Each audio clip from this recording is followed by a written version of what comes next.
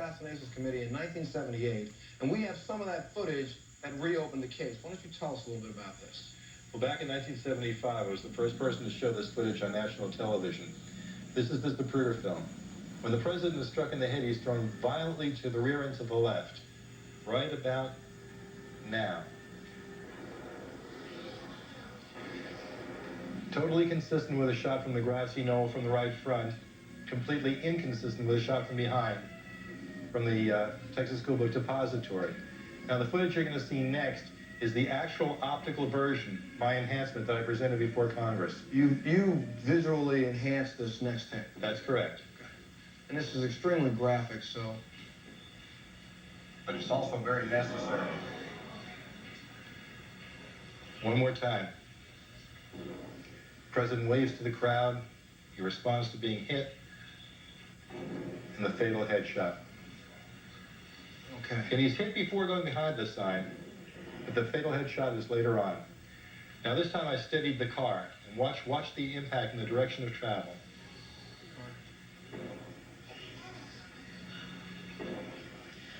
Now this was all digitally enhanced because the person who took this film was running at the time or moving at the time, jiggling the camera. Well, actually, Abraham Zapruder, who took that footage, was an elderly man. He was dizzy. He suffered from vertigo.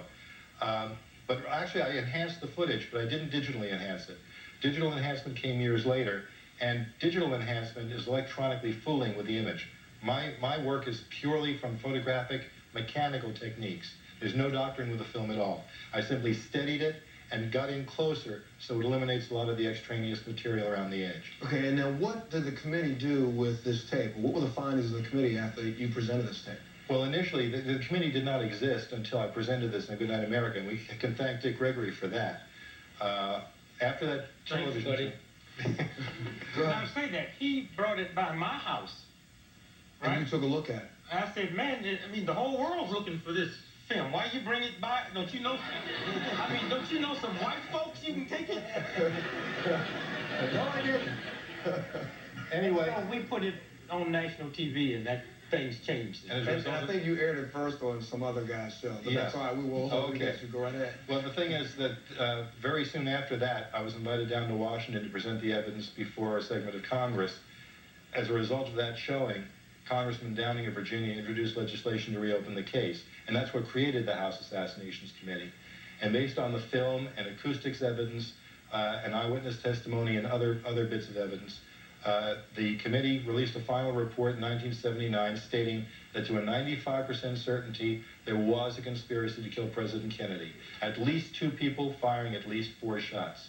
We don't hear about that every November when we see the national TV shows. They go back 15 years earlier to the Warren Commission. Well, now let's just talk about that. When you looking at the tape and what we saw, what you make the point of the front right lobe of his head being hit.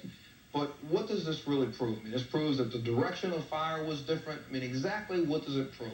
Well, it shows that, but you know, we deal with the Zapruder film on many different levels. It's also a clock for the assassination. And there are 2 points in the film where shots are fired too close together to come from the Oswald weapon.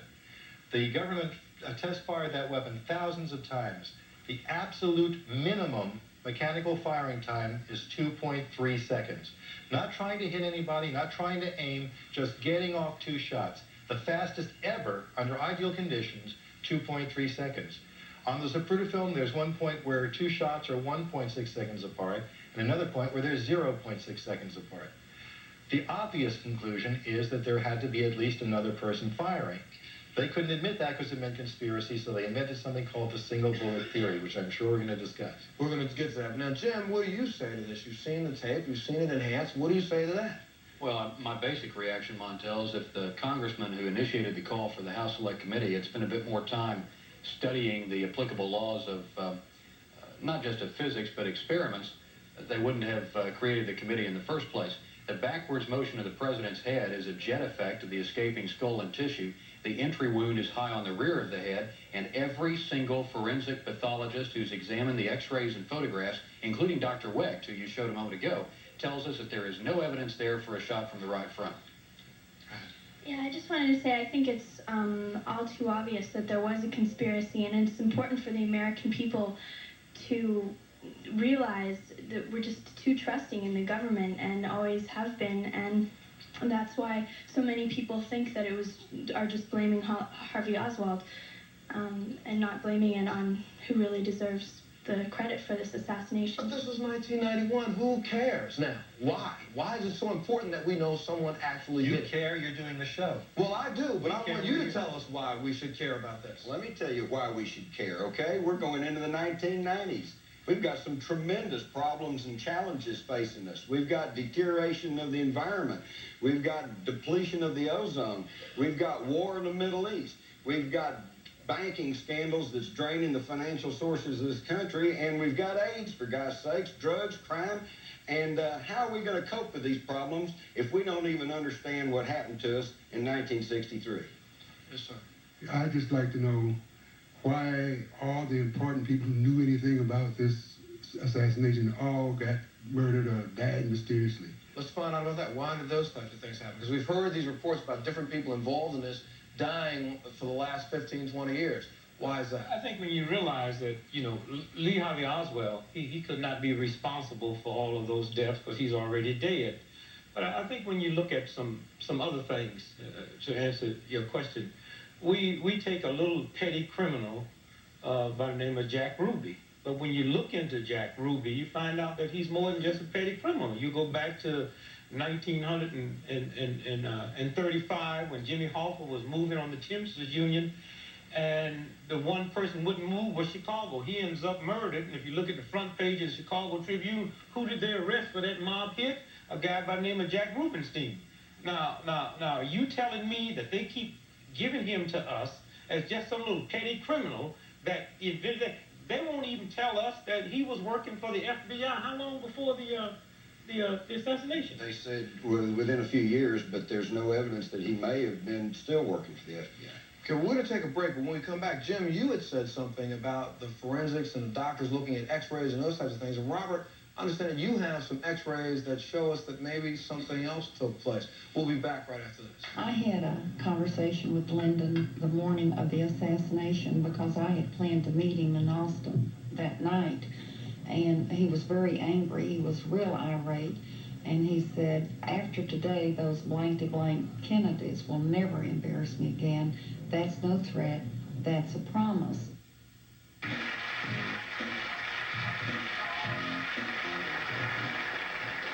Who killed the president and why? Now, Robert, before we went to break, we were talking a little bit about the differences in the blast and the shot, the direction of the shots. You have some photos that you feel definitively state that he was shot from multiple directions. What are they? Let's see. This is a photograph presented by the government to the House Select Committee on Assassinations. It shows the president's head totally intact in the rear. When the House Committee wrote their report and published their report, instead of publishing the photographs, they published a diagram that was done by an artist by the name of Ida Docks, and at the crown of the head, right by the corner of the ruler, they've added an entrance wound which did not exist in the original photograph. Doctoring of evidence. When we went to there's the difference between the two. The entrance wound has been added. Yeah, we can see that. When the doctors were asked what they saw, every single one of them, beyond exception, said that this was the nature of the president's head wounds, with the entire rear gone. Every doctor, every nurse, every medical person relating to the case, every eyewitness in Dealey Plaza said that. Mrs. Kennedy, in her testimony, said that the back of the head was gone. In the back wound of President Kennedy, we have a wound in the back. Now, it's questionable whether the upper one or the lower one of those two holes in his back was the entrance wound. Maybe they both were. Maybe one was entrance, one was exit. We don't know. But certainly they're in the back. When the Warren Commission published their report, they hired a an artist named Rydberg, and he put the wound in the president's neck. Look at the difference between those two. It's unbelievable. They moved it up 6 inches to allow for the downward angle from the 6th floor. Incredible. And finally, and I'll for the sensitivity of the Kennedy family, I'll disguise some of this, but this is the president's head in death. The photograph and the x-ray. If you look in the area right behind the eye, you'll find that in the x-ray, the entire area of bone is blasted away and gone. The whole face there is missing. There's nothing there, but it's totally intact in the photograph. Not only do the photographs not match what the doctor said, they don't even match the x-rays. Now, I did not decide this on my own. We took this to several radiologists and doctors, and they have all confirmed that the x-rays and photographs don't match each other. Well, now, so, Jim, this means that I mean, within an hour to 2 hours of the president being shot, someone was there restructuring, puttying, filling in a face. So this was a planned operation that a lot of people had their hands in. Now, for you, Jim, let's take it to another step. Let's look at the gun that claim Oswald used within 24 hours. How long before they sent that into the FBI, dusted for fingerprints, found no fingerprints on it, sent it back to Texas? How'd they get the fingerprints? Well, This is incredible. Paul Grudy, the funeral home director in Fort Worth, who was preparing Oswald for burial, told me that the FBI came in there with a fingerprint kit and that they had a hard time getting the fingerprint ink off of Oswald's dead hand. And that evening, the Dallas District Attorney says, oh, by the way, have we mentioned we've got his fingerprints on the rifle? They took the rifle in there and put his dead hand on it. That's the big proof. And quickly, let me say, while we're talking about the rifle, we're expected to believe if it was Oswald all by himself that he took a rifle that was sold in lots of 25 for $2, that the Army Ballistics Test Center testified that they had to put 3 metal shims under the telescopic scope just to make it accurate enough to test. And I would like to ask Mr. Moore how, with such an inadequate and inaccurate rifle, was Oswald able to hit 2 out of 3 shots in 5.6 seconds at a range of 250 feet? Well, first of all, I don't think he was doing what you said he was doing under those time constraints. I think he took nearly 7 seconds to fire 3 shots. The rifle scope was misaligned so as to accomplish the lead for him, but I have no problem saying he used the open iron sights. Maximum range was 88 yards. At that range, with his skill, he could scarcely have missed. Wait a minute, you say the misaligned scope actually accomplished the job for him? No, accomplished the lead for him. The lead. In other words, it compensated for the distance and the downward lateral slope. In other words, the rifle was inaccurate, but that miraculously allowed him to hit the target. Thank you. I'd like to address this question to the 3 gentlemen that believe there was a conspiracy to kill the president. Mm-hmm. What are your theories on the motives that this conspiracy had? Well, one, if you look at facts, the Kennedy, JFK, was getting ready to break up the CIA. I mean, he was going to do it after Dallas. He was outraged over what happened in the Bay of Pigs, and they knew that their time was limited. And the only reason the CIA exists today is the president's dead. But that's known fact. That's not even debatable. Well, Robert, what's some other reasons why? I've heard things from the fact that the president was also getting ready to pull us out of Vietnam. He was normalizing relationships with the Soviet Union. And Cuba. He was also working on human rights issues and equal opportunity issues. But I mean, that would then presuppose that there was every different facet in the country that was out to assassinate him. Well, not necessarily. There's a lot of overlap here. The first one you mentioned is one of the most likely. This is National Security Agency Memorandum number 263. It was written 1 month and 11 days before the president was killed, and it calls for our complete withdrawal from Vietnam by the end of 1963, it says here. The president stated himself that it would be by 1964. He'd have to wait till after the election. But they had already withdrawn 1,000 troops, and it's right there. I think this is what got him killed. This is one of the reasons. I saw your pictures and everything that you had, and with most of his face and head being blown away according to those pictures, I'm having a hard time, though, with what I see. I mean, I know the tabloids have a lot of phony stuff and everything. I've seen him sitting in a wheelchair in the White House. Yeah, and that's not... Do you believe that? I don't know. I mean, the pictures look pretty authentic, you know, so I wonder, is there a possibility he could still be alive in a vegetable or something? No, if you study the Zapruder film very closely, and Robert's done this for years, there's no question that John F. Kennedy was dead technically before they passed under the triple underpass going out of Dealey Plaza. All right, we've got to take a break, but did the government participate in Kennedy's assassination? We'll find out when we come back. Because I was pretty close to quite a few policemen, which I think kept me alive during that time. And the information that I understood them to tell me was our own government was at fault and was very deep in it. The fact that we can have political assassination in America. And that's what this was. And I should have said downstairs, I intended to, that what we had was a coup d'etat. We had an overthrow of the government by virtue of the execution of its leader. Now, if we did have a coup d'etat, there are theories and there are people who say that LBJ knew about it himself. Is that true? It's a possibility. He might have known about it. I wouldn't say he was part of it or even hatched it. Yes, I don't think he initiated, but I have good evidence to think that he knew what was happening. And I tell you, I have a problem. If you go back to the convention in '60, when LBJ cursed and walked off the stage, when they hinted he would be vice president, remember he said, I have more power in one day as Speaker of the House than I have in a lifetime, and he walked off the stage, which means I would not take the vice president. And Sam Rayburn got up and chased him, whispered something, and he came back. Now, I had a big problem after the hit. What did Sam Rayburn tell him? But now, also, LBJ did say to Uncle Walty that there was a conspiracy, that right. Lee Harvey Oswald wasn't alone in selling, and when that piece ran on CBS, that part was deleted. Walty defends himself by saying that CBS snatched it out, but my grandmother always had faith in Walter Cronkite, not CBS.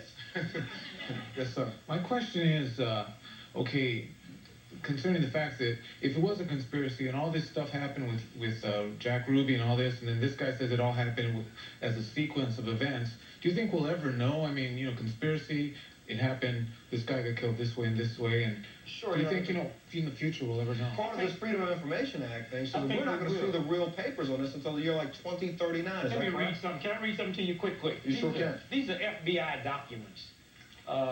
February the 5th, 1965. This went out to 8 of the most powerful FBI agents in the Bureau. Subject, assassination of President John Fitzgerald Kennedy, November the 22nd, 1963, Dallas, Texas, miscellaneous information concerning Dick Gregory. Now, why am I in the FBI? J. Edgar Hoover's top assassination. All I ever said is the CIA and the FBI and the Mafia killed him. All right? Now, let me skip to the last one, okay? May the 15th, 1968, from the director of the FBI, and he was so sure this wouldn't get out, he got his serial number in here. And it says, Chicago, concerning a speech by Gregory on April the 28th, 1968, where he noted that syndicate hoods are living all over. They are the filthiest snakes that exist on this earth. That's what I said about the Mafia. This is Hoover's second paragraph. Consider the use of this statement in developing counterintelligence operations to alert La Costa Nostra to Dick Gregory's attack on them. Now, here's the head of the FBI, because I called the Mafia a bunch of snakes, saying to the Chicago Bureau to get in touch with our Mafia friends. And this is the headlines in the Chicago Tribune. FBI memo, use mob against Dick Gregory.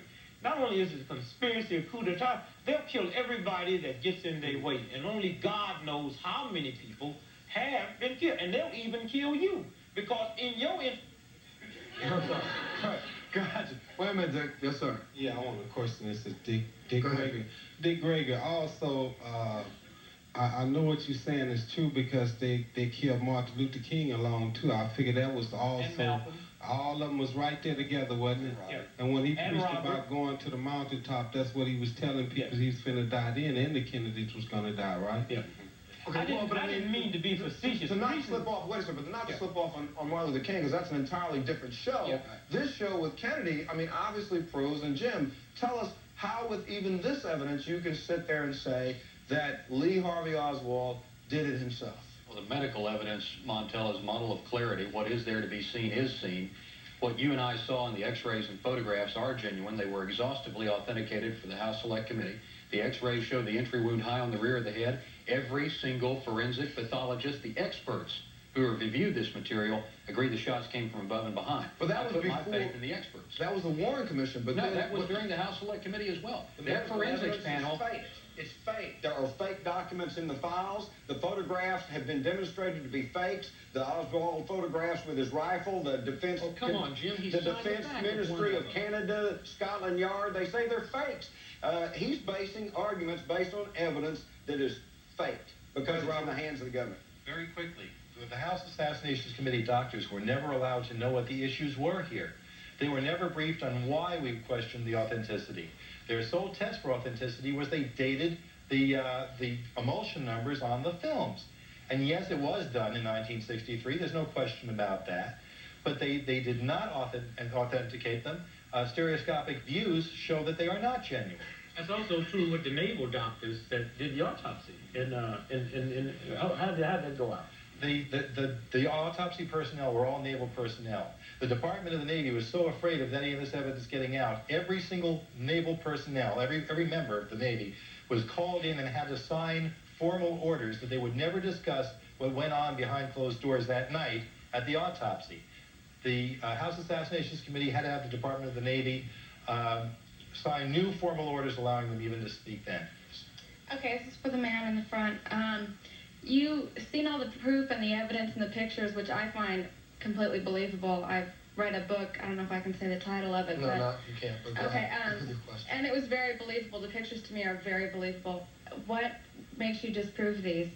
The X-rays were exhaustively, again, authenticated by Clyde Snow, who is arguably the world's greatest forensic anthropologist, and Louis Levine, who's a forensic dentist. To imagine that they were transposed for X-rays of someone else, you'd have to go out and find all the pre-mortem X-rays of President Kennedy and steal those too. Now, you can have a whole army of plotters out there, but this kind of undertaking is just incredible in its size. Okay, well now, you know, if we can dig up a 200-year-old president and re-look at his body, why can't we exhume President Kennedy and take a look? We're going to find out an answer to that, Robert, when we come back, because we have to take a break. When we come back, we'll also talk about organized crime and were they part of this whole conspiracy. We'll be back in just a second. We believe that U.S. intelligence was involved in that, but the actual hit was organized by Carlos Marcello. We have abundant evidence pointing in that direction. First of all, Marcello's friend Jimmy Hoffa discussed the plan to assassinate both Kennedy brothers in the summer of 1963. Excuse me, in summer of 1962. Even before the president named Bobby Kennedy the Attorney General, the Kennedy brothers had begun their crusade against the mob. Now, Jim, somebody said before that the mob was involved, the military was involved, the CIA was involved, the FBI was involved, my grandmother was involved, my uncle was involved. I mean, the list goes on and on and on. Explain this connection. Not my grandmother or my grandfather. I tell you, they weren't there, I know. Don't talk about his grandmother. That's right. Well, how do we get... All right. Really, I think we've all pretty exhausted the idea that the communists were behind it, okay? So what we're talking now, the only people that had control over this evidence, which is, as you can see, at least in controversy. So was it the FBI? Was it the CIA? Was it the military? Was it the mafia? The answer is yes. Because we tend to think of these as separate entities, but they're not. The military and the CIA, that's just two sides of the same coin. And the CIA and the mafia were working in assassination plots. That's been documented. Okay, there they are. So, yes, was the mafia shooters? Yeah, maybe mafia shooters, but they didn't initiate it, and they didn't cover it up. And if there was anybody connected to the government that participated in this or had knowledge of this and allowed it to happen, they're accessories after the fact, and we had a coup. Now, are we going to know when this happened? Are we going to ever know the truth? This gentleman here asked, are we ever going to know what really happened? Yes, the information is out there right now, but you got to go look for it. Well, it's not going to come to you. The government's not going to stand up and say, yeah, we did it. You've got to go read these books, look at these documentaries, and you'll know. And we can demand more information, like the information I want to show right now. Now, there's another film. It's called the Nix film that shows some very interesting things about the shooter, if you want to call him the shooter. Can we roll that and one of you explain this film? The Nix film was taken from the other side of the street, from Abraham Zapruder. And when I was working with the House Assassinations Committee as their staff photographic consultant, I pleaded with them to do some work on this film. They would not do it. The problem was that they were afraid of what I had found. And we're going to see that tonight for the first time. This is the crowd racing toward the knoll right after the shooting. Not to the depository, but toward the knoll. And here's the film again in slow motion. The point of impact on the president's head is thrown to the rear. Mrs. Kennedy, in a shocked, panic reaction, climbing out on the back of the car, picking something up. When she got to Parkland Hospital, she still had it in her hand. She nudged Dr. Jenkins on the shoulder and said, will this help? Opened up her hands. She was holding a piece of his head. Now, this area here is the area on the grassy knoll. This is the area that's in question, right over the retaining wall.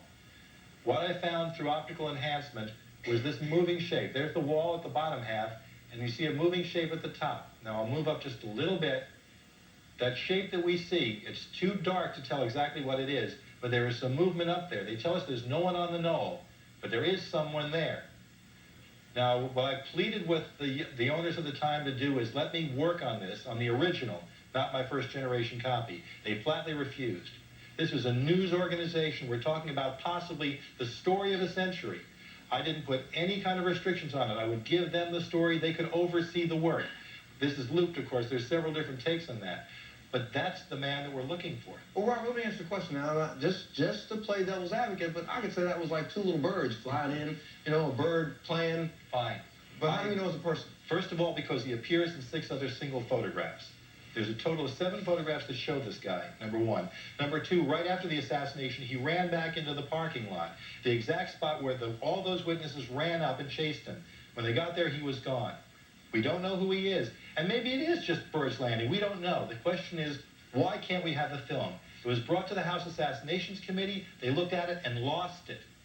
They lost it. Well, we didn't lose this. I have this book. This is Mr. Jim Mars's book. And Jim, in this book, back in the, this is like page 558, you list the deaths of individuals and their connection to this case. And I mean, this goes on and on and on. Go down the list. Pages. I'm going to go down the list a little bit. 1163, date, November 63. Karen, what is it, Paquette? Cousin. All right, Compton. Thank you. TV's host, daughter, who was overheard telling of JFK's death prior to 22nd of November 1963. Cause of death, murdered. The Warren Commission investigation. There's a list of people like Jack Zingretti expressed knowledge of Ruby shooting Oswald. He was a gunshot victim. We have people here like Eddie Benavides, a look-alike brother of Tippett shooting witness, and he was a gunshot victim. There are heart attacks, throat cuts, accidental shooting by policemen, gunshots in the head, plane crashes in Mexico, passengers in planes fatally shot. I mean, there's a majority of these people either shot, murdered, or some drug overdoses. One karate chop and one death by bow and arrow. The one I like is James Worrell, who was a big, rough, tough motorcycle gang guy, right? He's found out on the outskirts of Dallas, laying on the ground dead, his neck's broken, and his motorcycle is standing next to him on its kickstand, and they ruled it a motorcycle accident. Right. Well, there's a whole lot of information, like the fact that even JFK's brain is missing now from the archives. We'll find out a lot more about this when we come back. Oswald was connected to the Marcello organization, and Ruby was connected to the Marcello organization. And you can't say that about any other organization, CIA, whatever. So that seems to go beyond coincidence, that the two principals that we know in the case were connected to the same organization.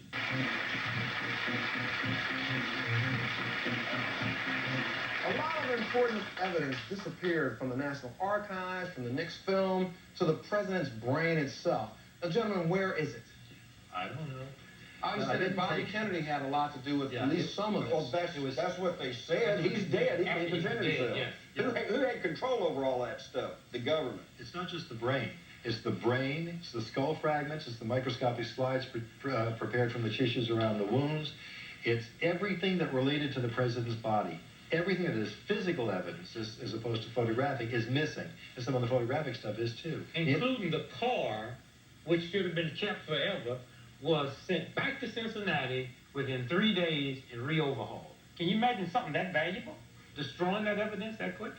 I have a question. For the names that were mentioned in the book that you were talking about earlier, that for somehow the people who seem to know something about the murder and they were just so by accidentally killed, or how come the people that are coming out now with information, how come nothing's happening to them now? Because so much time has gone by. Well, you think the other participants may be dead now? Is that what part of it could? Well, the situation, part of the situation is let me show you something here. Do that quick, Dick. Out of these 8 FBI agents that got this report, when they were in 1977, when they were subpoenaed to testify before the Senate Select Committee, not because they suspected anything, because they had investigated one or both of those assassinations, them or King, all of them died before they got to testify. Okay. Now, is that coincidence or is that conspiracy? We have another question right here. Just a second. Yes, sir. Yeah, with all the information that you have, and you bring out here on public TV, do you feel like maybe you're jeopardizing your life? Not if we bring it out public. You people now know the same things we know. What are they going to do, kill all of them?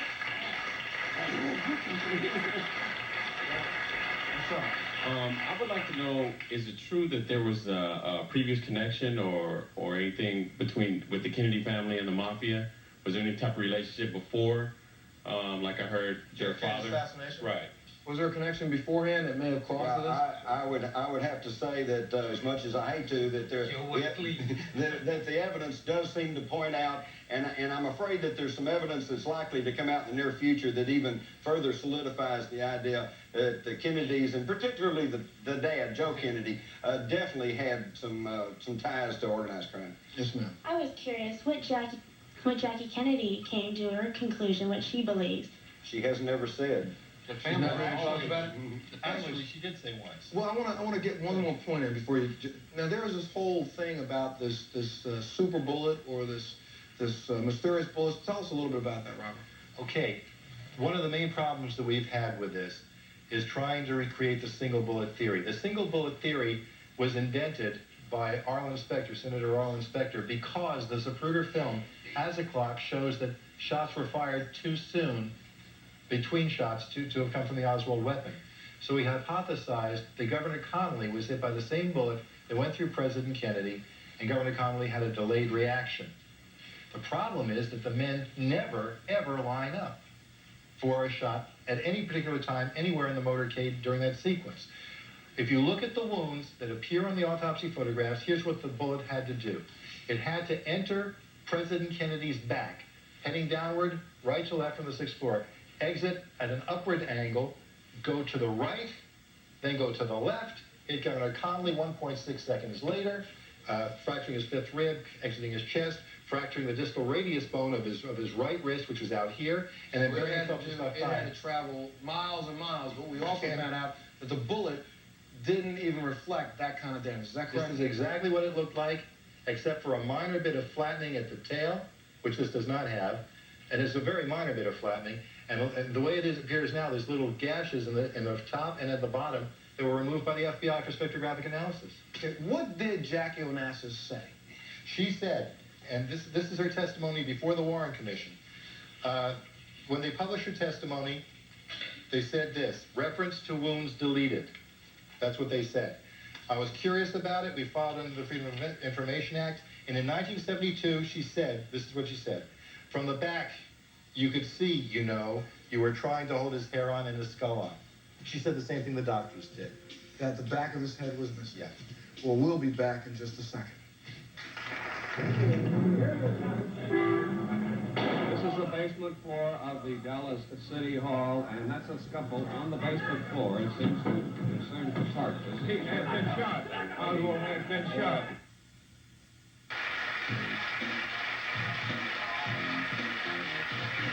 We've been talking about the conspiracy to assassinate a president, and I want to thank all of our guests, James, Dick, Jim, and Robert, for being here. I'm going to ask you all to come back because I don't think we've even scratched the surface. We need to find out the truth. Come on back and do this show again with us real soon, and we'll get it knocked out.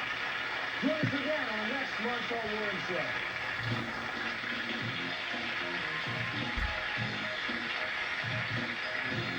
For many, it's like a breath of fresh air, but for